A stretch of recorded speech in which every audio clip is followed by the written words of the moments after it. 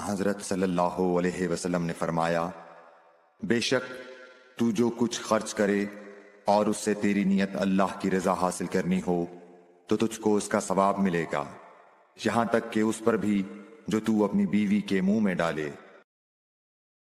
جریر بن عبداللہ رضی اللہ تعالی عنہ نے کہا کہ حضرت صلی اللہ علیہ وسلم سے میں نے نماز قائم کرنے اور زکوٰۃ ادا کرنے اور ہر مسلمان کی خیر خواہی کرنے پر بیعت کی۔ جس دن مغیرہ بن شعبہ حاکم کوفہ کا انتقال ہوا تو جریر بن عبداللہ رضی اللہ تعالی عنہ خطبے کے لیے کھڑے ہوئے اور اللہ کی تعریف اور خوبی بیان کی اور کہا، تم کو اکیلے اللہ کا ڈر رکھنا چاہیے، اس کا کوئی شریک نہیں، اور تحمل اور اطمینان سے رہنا چاہیے اس وقت تک کہ کوئی دوسرا حاکم تمہارے اوپر آئے، اور وہ ابھی آنے والا ہے۔ پھر فرمایا کہ اپنے مرنے والے حاکم کے لیے دعائے مغفرت کرو، کیونکہ وہ مغیرہ بھی معافی کو پسند کرتا تھا۔ پھر کہا کہ اس کے بعد تم کو معلوم ہونا چاہیے کہ میں ایک دفعہ حضرت صلی اللہ علیہ وسلم کے پاس آیا اور میں نے عرض کیا کہ میں آپ سے اسلام پر بیعت کرتا ہوں۔ آپ نے مجھ سے ہر مسلمان کی خیر خواہی کے لیے شرط کی، پس میں نے اس شرط پر آپ سے بیعت کر لی۔ پس اس مسجد کے رب کی قسم کہ میں تمہارا خیر خواہ ہوں۔ پھر استغفار کیا اور ممبر سے اتر آئے۔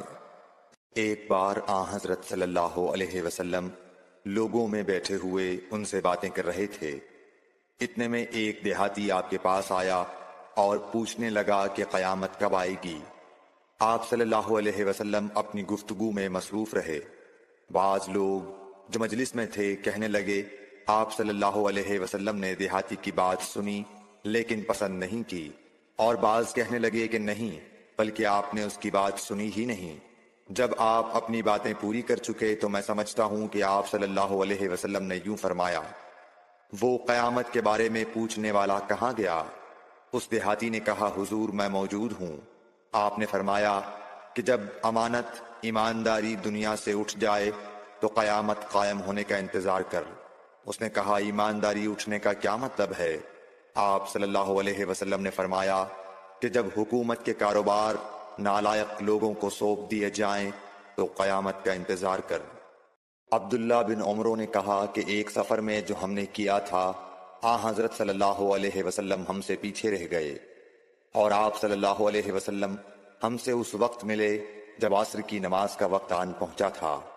ہم جلدی جلدی وضو کر رہے تھے، پس پاؤں کو خوب دھونے کے بدل ہم یوں ہی سا دھو رہے تھے۔ یہ حال دیکھ کر آپ صلی اللہ علیہ وسلم نے بلند آواز سے پکارا، دیکھو ایڑیوں کی خرابی دوزخ سے ہونے والی ہے۔ 2 یا 3 بار آپ صلی اللہ علیہ وسلم نے یوں ہی بلند آواز سے فرمایا۔